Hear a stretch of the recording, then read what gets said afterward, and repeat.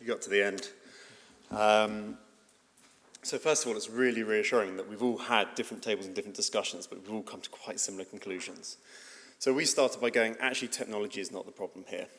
Adoption is the problem, but as are the softer skills that surround this. We have a load of really incredible capability, but when we look out to 10 years, 20 years, 30 years, actually that's not what scares us. It's not that we haven't got the right AI models or the right sensors that are coming along. It's what can we do to make sure we're positioned to make most of those. And we identified 4 key areas that won't come as any shock based on the discussions that we've now heard from every table. The first one was around communications and positioning of our landscape and what we love here. And we recognise that actually we spend too long on the technology. A lot of the conversations this morning were technology-based, but not enough focused on the actual outcomes. What does that actually mean for the end user? The customer sadly never comes in and goes, Steve, could I have a hyperspectral image? That's not what they ask. They go, how do you reduce my risk? How do I know what the risk is? What does this actually do for me? So actually really working on our storytelling skills, making sure that we as a community are coherent through that, making sure that we've got real use cases and we come together. There was one example which was actually, let's take global use cases. Let's take climate change and recognize that if we've already got the technology today to make really strong, impactful economic and environmental changes. We just need to communicate them better than we are today. The second then was around trust and standards. It started with a conversation which was slightly nebulous around maybe sort of using AI quite a lot to be able to inform what you're doing, certain maybe over-reliance in certain areas, and then understanding where the data provenance was. But then we kind of switched the conversation and said, where are we placed in the UK to make the best use of this? And we recognise that actually we're increasingly seen on a global scale as thought leaders. We're very good at taking policy and regulations and those then being taken onto the international scale.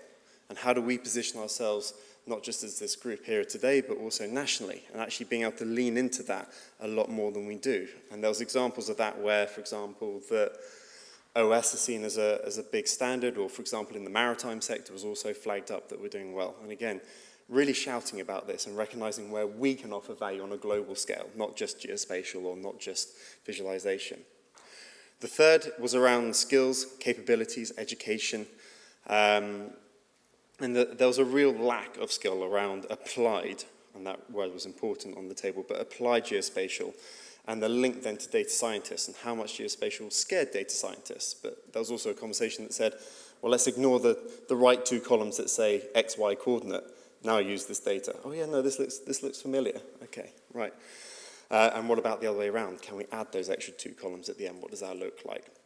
We talked about starting young, going into the education systems and how important that was. And we talked about how much pressure there is on the university systems, lack of funding at the moment, and how much we have a responsibility for internships and bringing those students into our organizations. But then not just them learning from us learning from them as well. And there was a conversation saying the problem with AI at the moment is that it maybe takes some of those lower skilled jobs. And actually we're going to have a challenge in the future where there's this big gap where we're using AI to replace a lot of those younger graduates within our sector. And what does that look like? And we need to be proactive to make sure that we don't get ourselves into that position. And importantly then was talking about the relevance of not just the skills itself, but then also our 4th piece, which is around collaboration, which goes wider than education and skills. At the moment, we all continue to work in silos, and there's a proclivity, again with AI, to become reliant and go, actually, today I'm going to be a data scientist, and tomorrow I'm going to be X specialist, because again, I can get a 5-minute readout from my generative or large language model. And saying that actually we need to work closer together. We need to have cross-sector challenges. We need to break down those walls. And importantly, do that not just on a national scale, but on an international scale.